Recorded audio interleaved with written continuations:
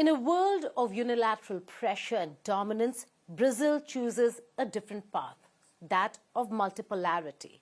Despite sanctions and tariffs by Trump administration, this man has held the line, protecting Brazil's sovereignty.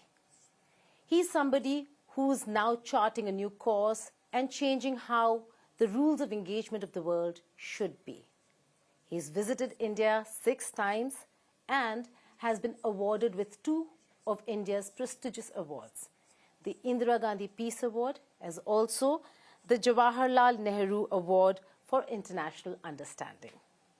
We're being joined in an exclusive conversation with the President of Brazil, President Luiz Inácio Lula da Silva. Thank you so much.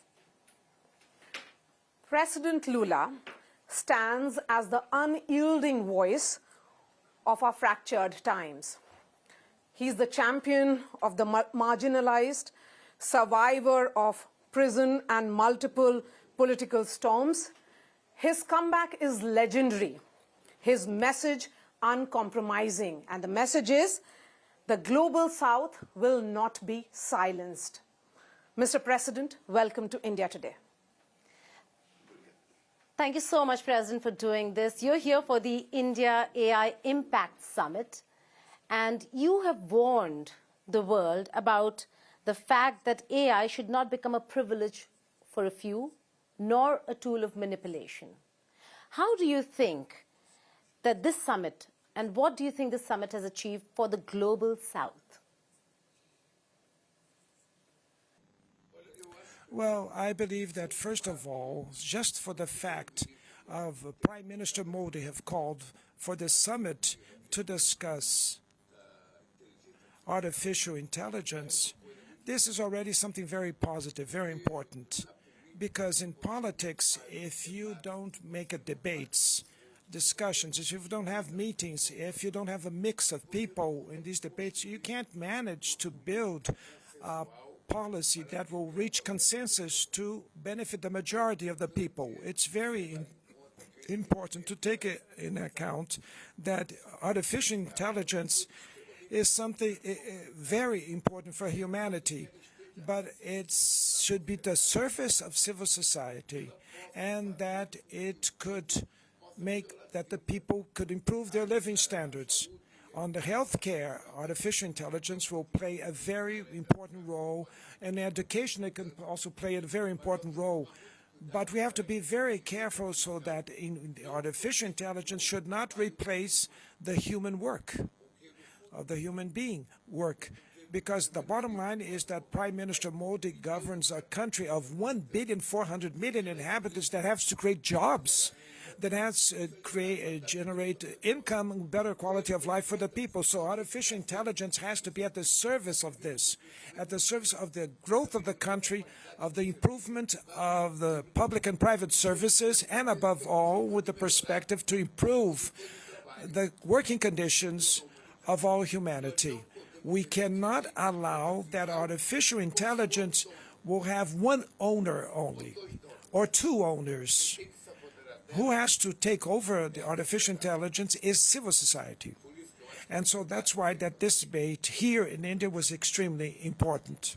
Mr. President, would you then say that AI is more of an enabler rather than a disruptor?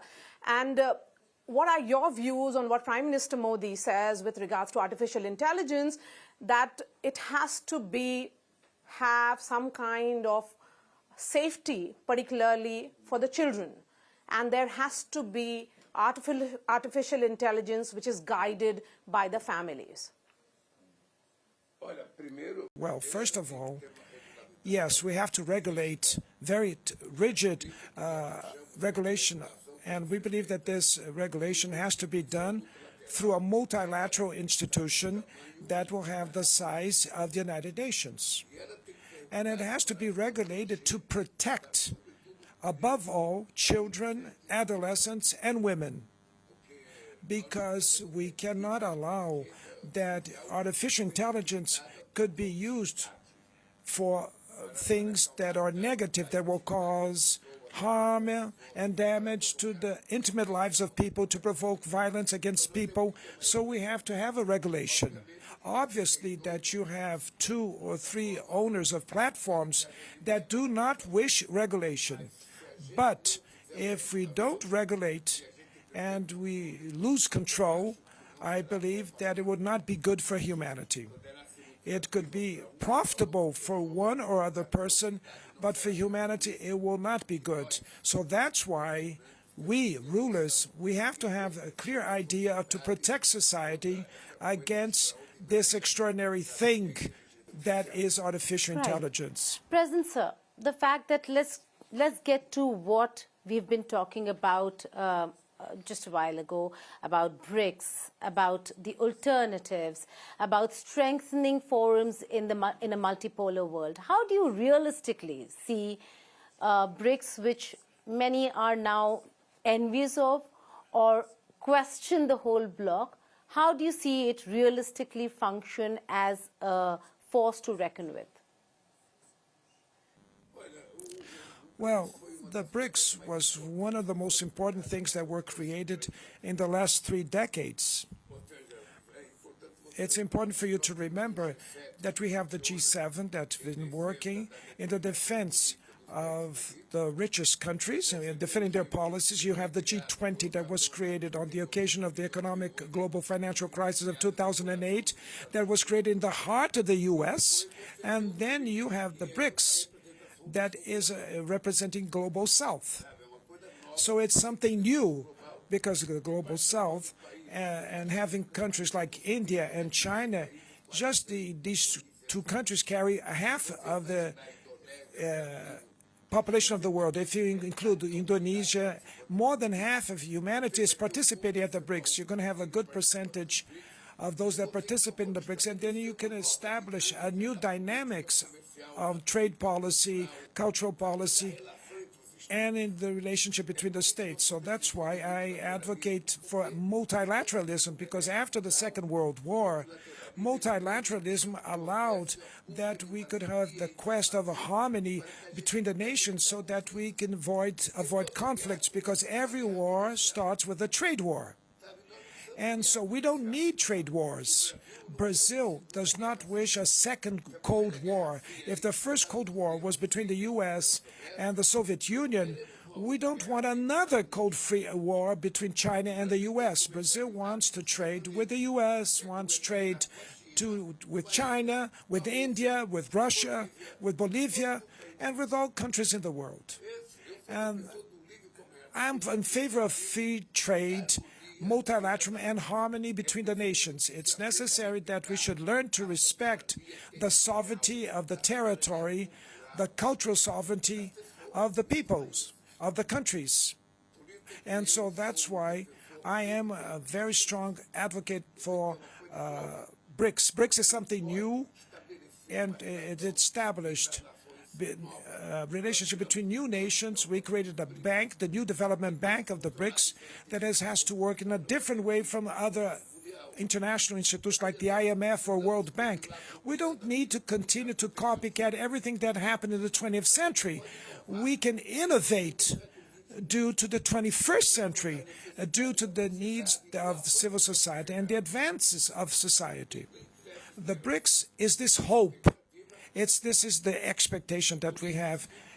And if everything goes well, I will be here once again in India to participate in the BRICS Summit meeting that is being organized by the Indian government. But given the differences which are there within this grouping, how do you plan to bridge it? How do you propose to bridge it? BRICS will strengthen itself and making the right decisions. For example, when President Trump imposed universal tariffs to all countries, I had a BRICS meeting through teleconference so that we can make a statement that it was not correct, the behavior of the President of the Republic, like the U.S. President, to impose in a unilateral tariffs. And I think that the BRICS made it clear about Gaza too. BRICS also made statement about Russia and Ukraine. because we condemn the invasion, the territorial invasion of Ukraine. We condemn very strongly all the killings that happened and genocide in the Gaza Strip. And that's why it serves the government. BRICS serves for the, besides increasing trade. We had the IPSA before BRICS. IPSA was India, Brazil, and South Africa. IPSA. Right. IPSA. But for example, I said already to Prime Minister Modi that the relationship between Brazil and India, it has to be very strong.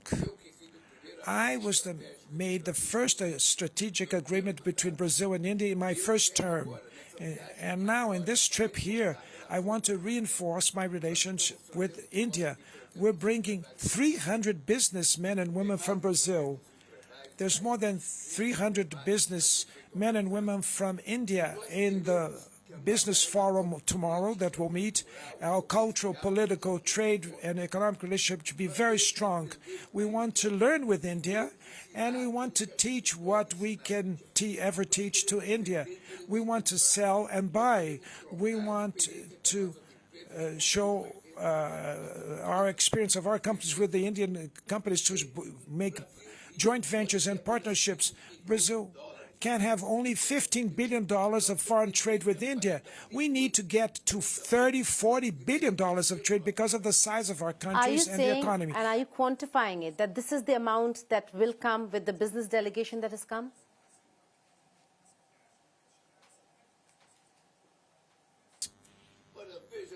Well, no one cannot buy what it does not know. So, when I decided to come to India and bring a big business delegation, strong delegation, is because we are highly interested to learn with the evolution that India is having on the space industry, on the defense industry, on the pharmaceutical industry. India has a lot to teach us, and we want to learn and exchange experiences. And for Brazil, because Brazil is also a great consumer market. Brazil is the only country in the world that has more than 100 million inhabitants, and it has a single national health system that has a purchasing power that is extraordinary for medication and pharmaceuticals to treat the health of the people, the government procurement. And we want India to get to know our potential so that the business sector of India could feel comfortable to make investments in Brazil or to build partnerships. Our Embraer aircraft manufacturing company is going to open a manufacturing aircraft plant in India. This is what has to happen between Brazil and India. We just can't rely on the U.S. or rely only on China. We want that our economies grow, because if they grow, the trade flow will also grow, and it's going to be good for India, and it's going to be good for Brazil. And so we're the two largest democracies of the global south. And so we have to give good examples. And since my relationship with Prime Minister Modi is a very good relationship, it's very good, and I respect tremendously the governance of his administration. I am sure that he also respects my governance in Brazil. And so we have to take advantage of this moment to make things happen, make it happen. So, Mr. President, let's be more specific. Can BRICS then de-dollarize the global economy?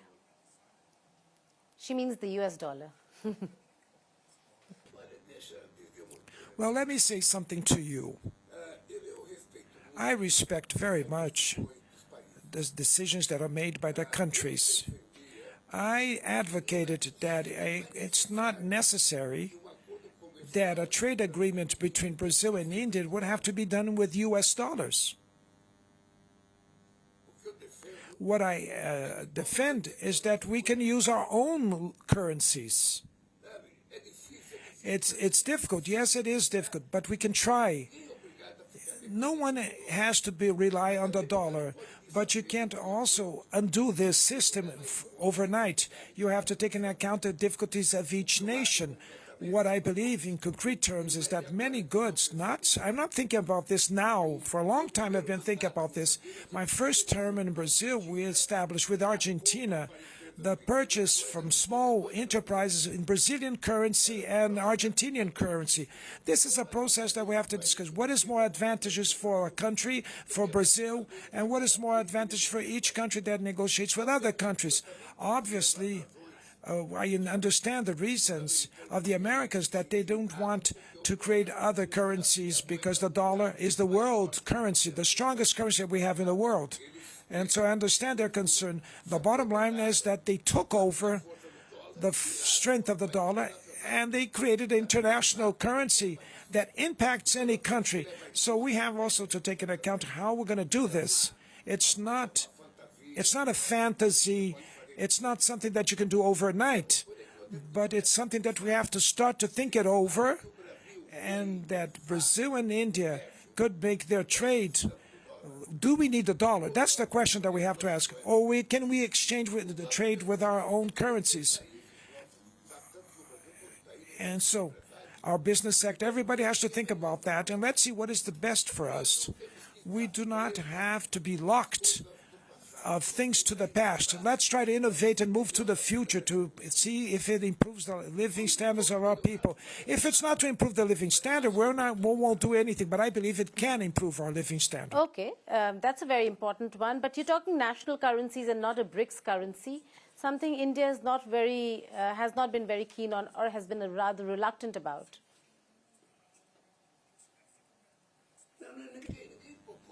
No one proposed to create the BRICS currency. This is not the proposal. In no moments we said that we were going to create a currency. I think it was the Americans that mentioned that during President Biden's administration. What we want is to see, is it possible to negotiate with China, with Brazilian currency and with the Chinese currency? Is it possible to negotiate with Europe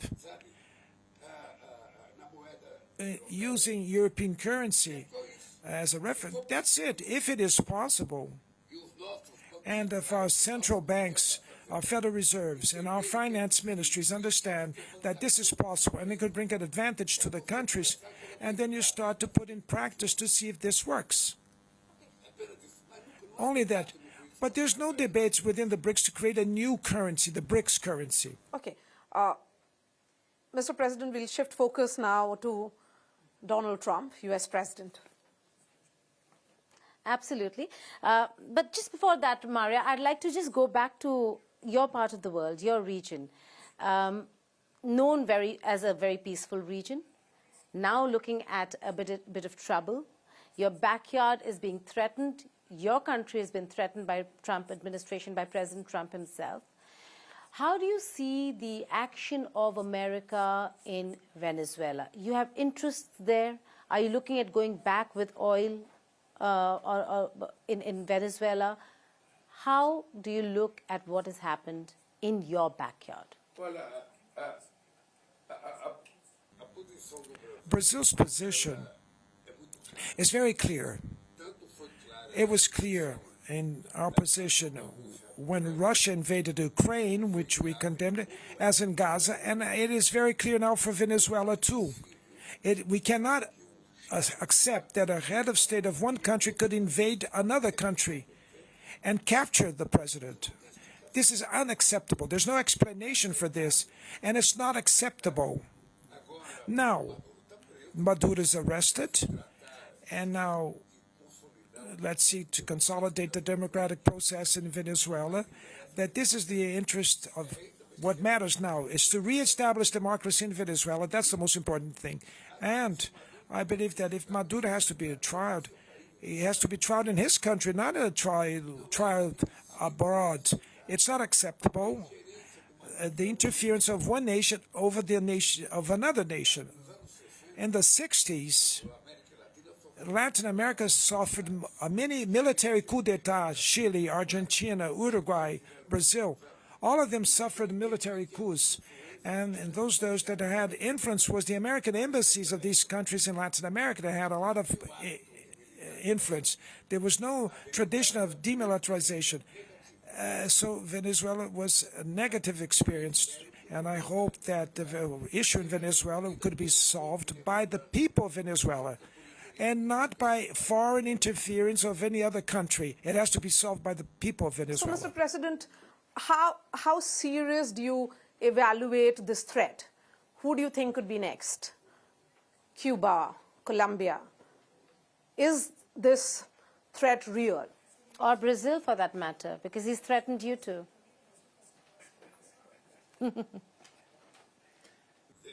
Well, Brazil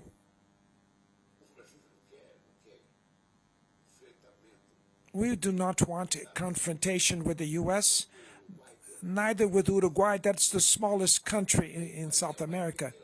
And even with the smallest island in the world, what we want is to establish a relationship in a very civilized way, respecting the sovereignty of each country, respecting the culture and the way of being of each country, and that we should have a negotiation where the two could win, could be a win-win game for both sides. And that's how I see President Trump. And that's how I see him. Brazil does not feel threatened. And so when Brazil received the tariffs, the imposed tariffs, we answered, and I wrote an article for the New York Times showing the mistake of those tariffs that were imposed on Brazil. And now I am scheduling a person-to-person conversation with President Trump so we can look eye to eye and settle the matters between Brazil and the U.S. Brazil is willing to negotiate with all the countries in the world.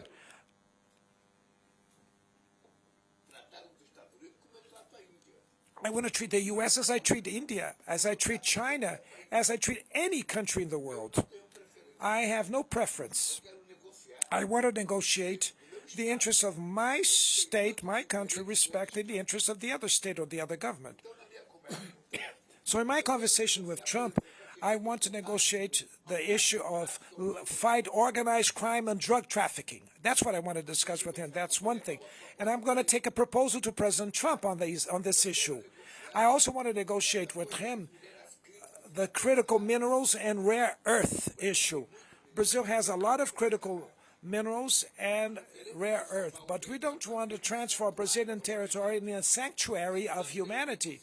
I want to prefer to negotiate in a sovereign way that the transformation process of these critical minerals should be processed and exported in our country, inside our country, and not outside our country.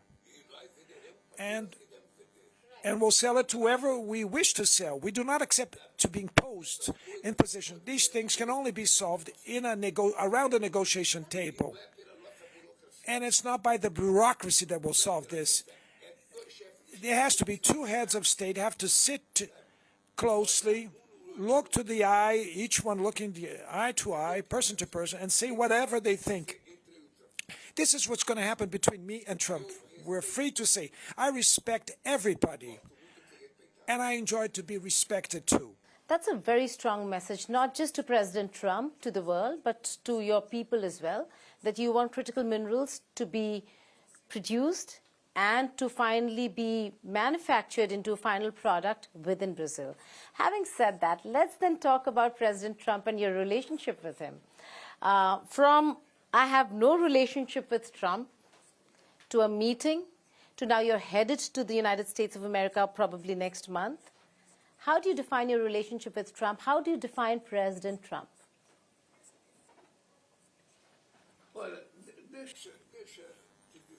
Well, I would like to say something that is very serious. I got along very well with President Bush. I got along very well with President Obama.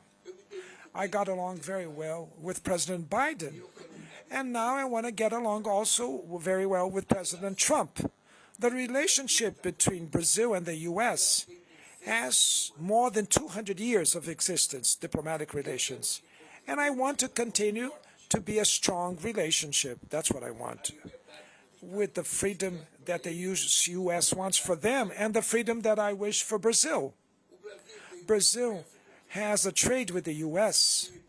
of $80 billion. $40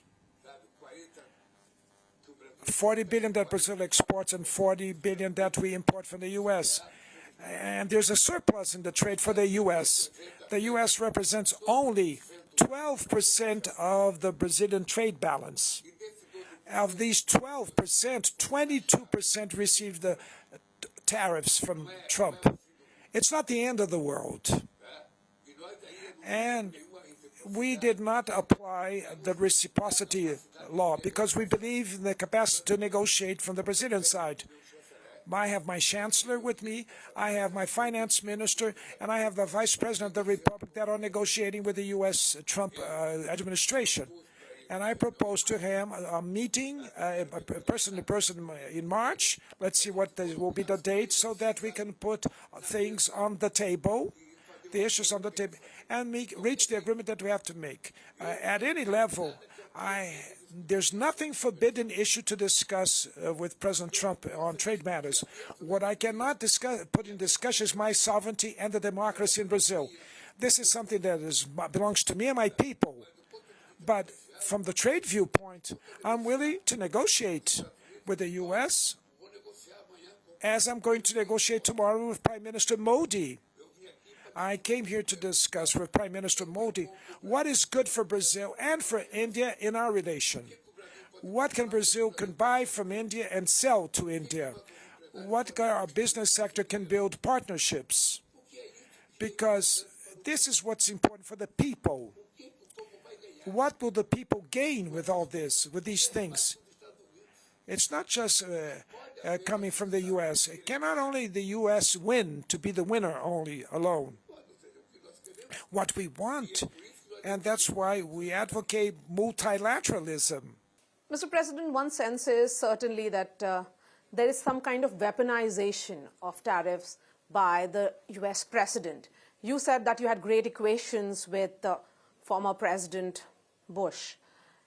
Is it difficult to negotiate with Donald Trump? I haven't started a negotiation with him yet.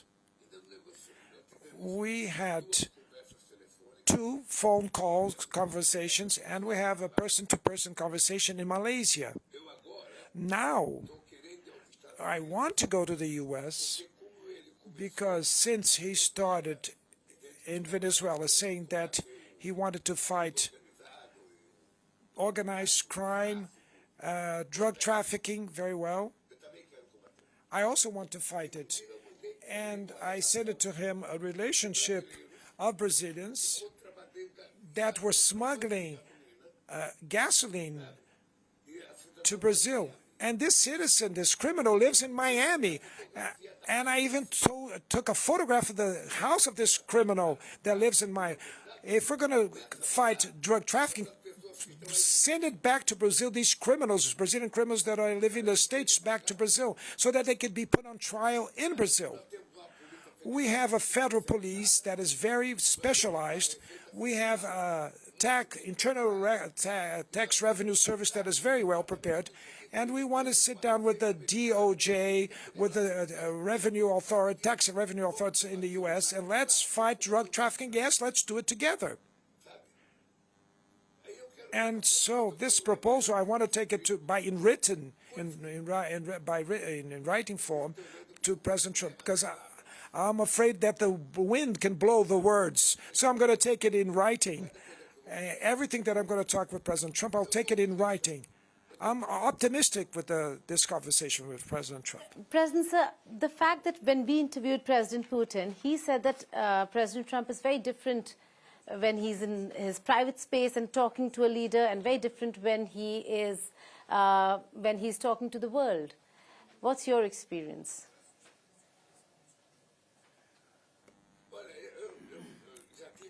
I had already the opportunity to watch. Trump is an expert in marketing. He is an expert of the digital and social media. It's very clear that he does this like a TV show, and in the personal meeting, he's much more calmer and shows great tranquility. So I want to benefit from this personal moment, this person-to-person, with the tranquility that 2 heads of state should have when they're together. I'm 80 years old, and he's going to be 80 now next June. So, two men of 80 years of age do not need to fight. We don't have to put up a showcase. We have to deal seriously that the age that we have imposes on us, and to reach an agreement that could be a show as a role model to the world. We are the two largest democracies of that part of the world. And so we have to give an example at all levels.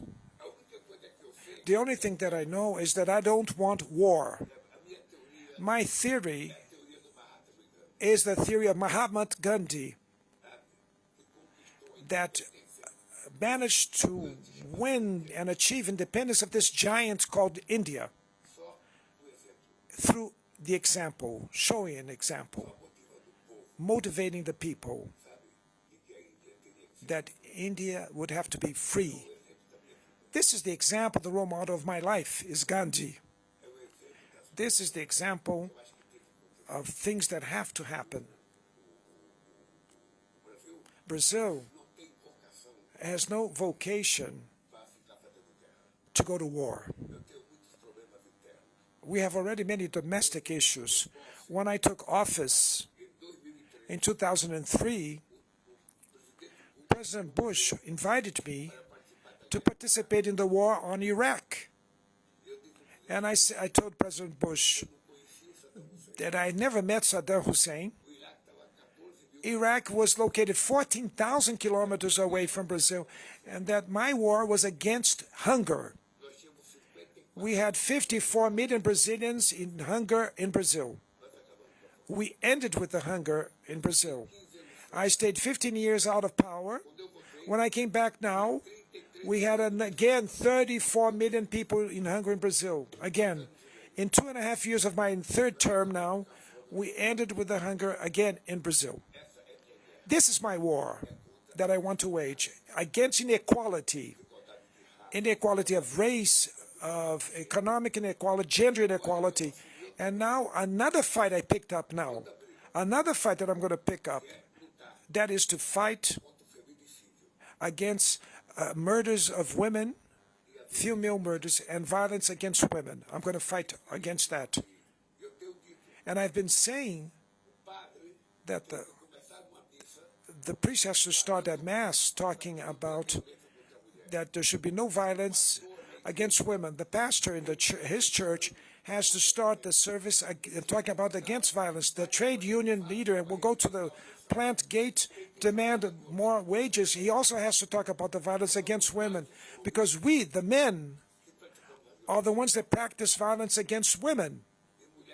And the women were not be made to be beaten by men and not can be treated as an object. Women in the 21st century, they demand respect. They want equality. They want to participate in the political life of the country. And they're not inferior to vis-a-vis to anyone else. So this is my fight against inequality. Any kind of inequality. Mr. President, we'll talk about your legacy in just a bit during the course of this interview. You have invoked Mahatma Gandhi. He's the father of our nation, and you've also said that there's need for mutual respect. Do you get the sense that, given the uncertain times that we are living in, a lot of announcements are coming on social media, Truth Social to be specific in case of President Trump? Well, I believe that what we call social media is something that has not much social that we see in the digital networks. There's a negative side on the digital networks that are people with bad faith, that not goodwill, that use that media, and the lies prevail, evil stuff prevail, and that's why we defend the regulation the platforms. And the platform, when they publicize something of violence against any person, it has to be punished and put on trial. by regulatory framework. Otherwise, we won't manage to deal with the problem. We now in Brazil forbidden mobile phones in the schools for the kids. It was an extraordinary gain for education. The children now started to talk with each other. They started to play again at the school, play soccer again in the school, because it's meaningless for a classroom have children using mobile phones. Neither the teacher will manage to teach, neither the student will manage to learn. So we have this a strong decision that was made in Brazil that we want that democracy should be exercised in the real world and also in the digital world. So that we advocate for regulating the social media. So would you want perhaps President Trump to speak to leaders in person, and if the talks are ongoing, no announcement should be made on Truth Social?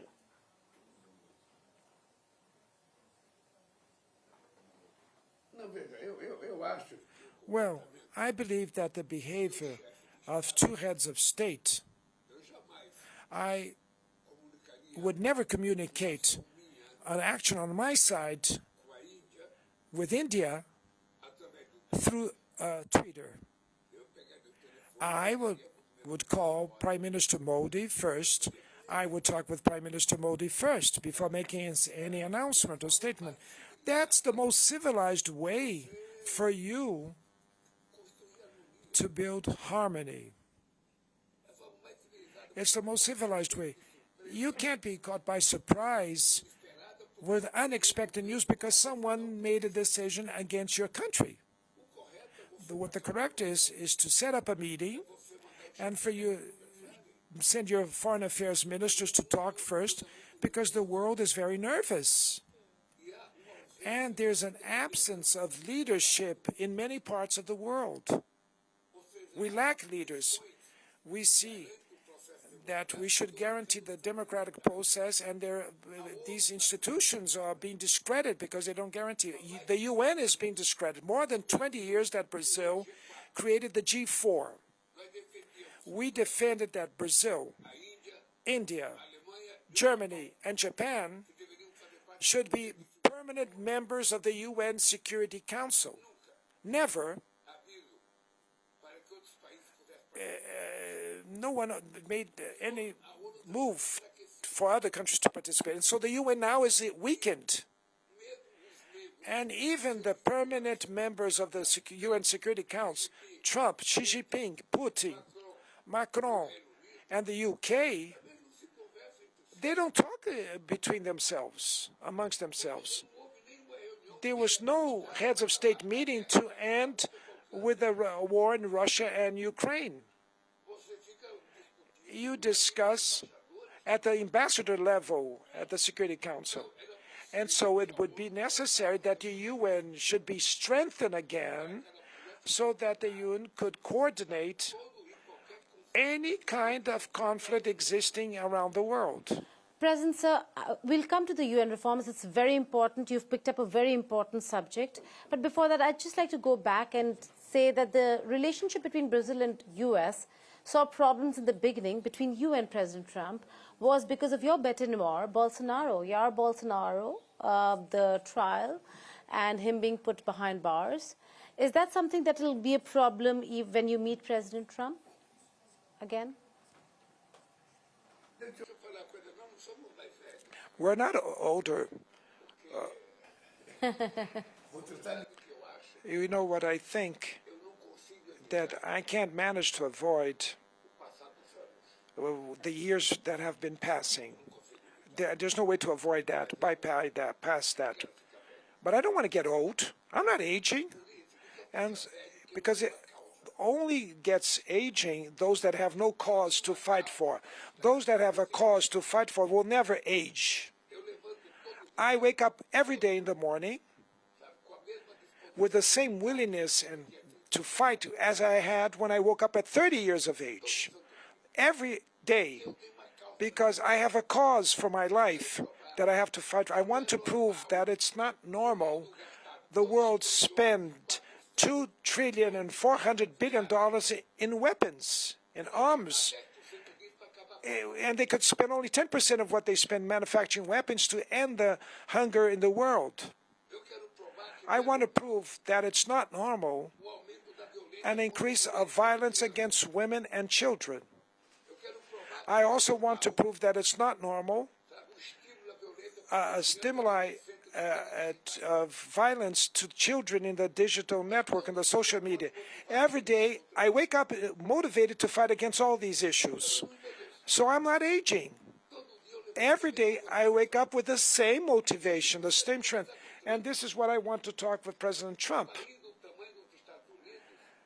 A country of the size of the U.S., from the military technological viewpoint, cannot threaten everybody every day.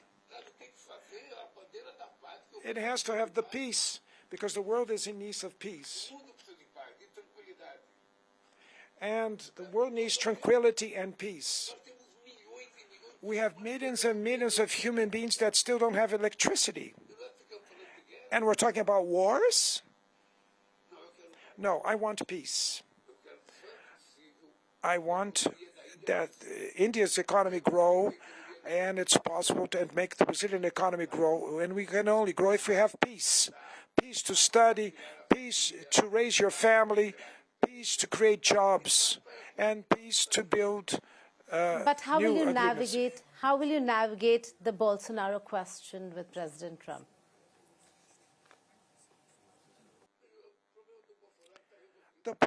The issue with Bolsonaro is resolved. He was convicted for 27 years and 3 months in jail. And he's going to be locked in prison for a while, for a good period. Because besides trying a coup d'etat, he also had planned to murder me, to murder my vice president, and the Chief Justice of the Electoral Supreme Court. This is all documented. There's evidence of this murder attempt. Brazil has a constitution and a Supreme Court. And the Supreme Court has abided to the Constitution. And if he was convicted on evidence, and that's how these people were convicted, the due process was followed and there was proof against them. I'm not in concern what is Trump's relationship with Bolsonaro. I am concerned to know how can we establish the relationship, a democratic relationship, in a respectful way between Brazil and the U.S. that already exists for more than 200 years. This is what I want. And that's what I'm fighting for. Okay, we're being told that we're running out of time, Maria. So Yes. our last few questions. Yes, Mr. and then we President, wrap. you have said firmly that Amazon is not for sale. But critics often argue that enforcement remains weak and deforestation persists. Well, I'm going to invite you two to visit the Amazon region, tropical forest. First of all, when I organized the COP30 meeting in the Amazon, I wanted that the world to get to know the Amazon. That's why it was held there. Because there's a lot of people that talk about the Amazon, but they know nothing about the Amazon, never been there. So it's important to know that in the Amazon region, 30 million people live there. These 30 million people want to live, that want to work, that want to have access to consumer goods that the people in the cities enjoy. People don't want to be locked in the tropical forest. That's one point that we have to take care of. The other issue that we have to take care of is that only in 3 years of my new term, we diminished in more than 50% deforestation in the Amazon. And now we're proving that keeping the trees standing is worth more than when you cut down a tree. We're proving that now. So that's why we created the Tropical Forest Fund Forever, that it's a new way to finance, a way to preserve the Amazon tropical forest.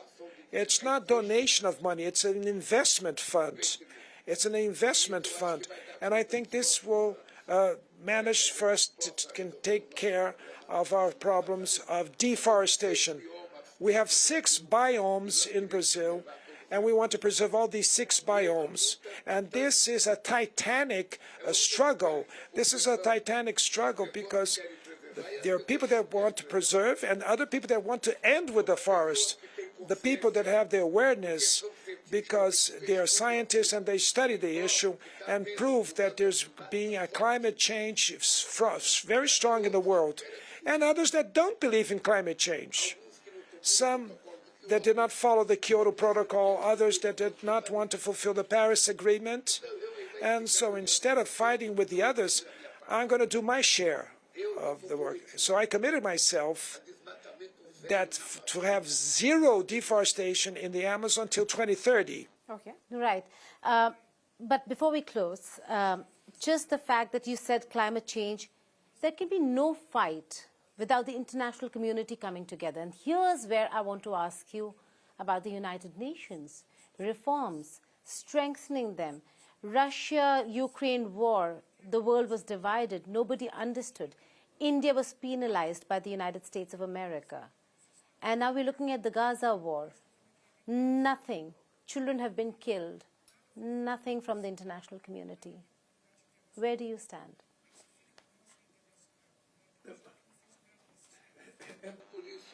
That's why, Gita, that we are working to change the UN Charter and to make it more representative. The UN from 2026 cannot follow the same standard that it followed when it was created in 1945. What is the explanation for you not have 3 or 4 African countries or India or Brazil or Mexico in the UN Security Council as permanent members, and you don't have Egypt, and you don't have Germany, you don't have Japan, you don't have Indonesia in that council. So you have to put in more people to give more representation so that we can avoid in this way to avoid what happened in Gaza. That what's going on now in dozens of countries in the African continent, coup d'etat, wars in the African continent. So it's necessary that the UN should be more representative, and today it is not. Today the UN is not more representative. So we want to change the UN. But instead of criticizing UN, as Trump says, there's only bureaucrats in UN, it's true what he says. And how can we solve the UN issue? Changing the way it functions. And who goes to war? Are the countries that are members of the UN Security Council. The U.S. invaded Iraq. France and England invaded Libya. The United States threatens everybody every day. And they're all members of the UN, permanent members of the UN Security Council. Russia invaded Ukraine and is also a permanent member of the UN Security Council. So, if the head of the family does not respect the family that he raised, who's going to respect it? So we have to do, with great force, Prime Minister Modi, myself, and all the others that want changes at the UN so that the UN could be reformed and that should get a better representation. Not to allow that Trump will invade Venezuela, and not to allow that Israel invade Gaza Strip and that Russia invades Ukraine. If the UN was strong, it could have avoided all these conflicts, but it's not strong anymore. So I believe that we are experiencing a very delicate times in the world, and above all, with the lack. Okay, Mr. President. One last question. Last question now. Since you spoke about your age twice during the course of this interview, you are 80. You say that you have purpose of a 30-year-old. What's your purpose, and what, according to you, is your legacy? My purpose is the first. First of all is, what time did you wake up today in the morning? I woke up at 5:30. And what did you do at 5:30 in the morning? Because I'm fasting, I read namaz. I woke up also 5:30 in the morning. I walked 6 kilometers. Wow. In Delhi. And I do this Outside every in Delhi? day. Outside?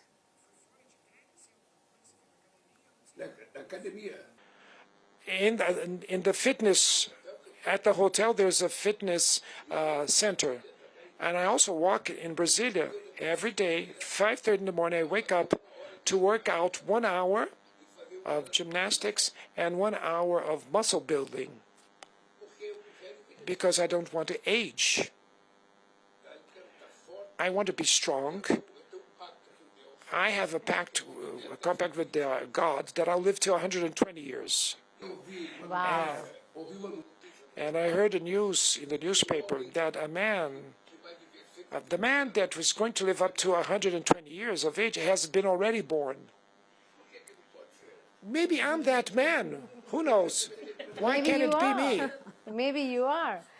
It was lovely to have you on our network, President Sir. There are so many other questions we would love to ask you, but we know you're running out of time.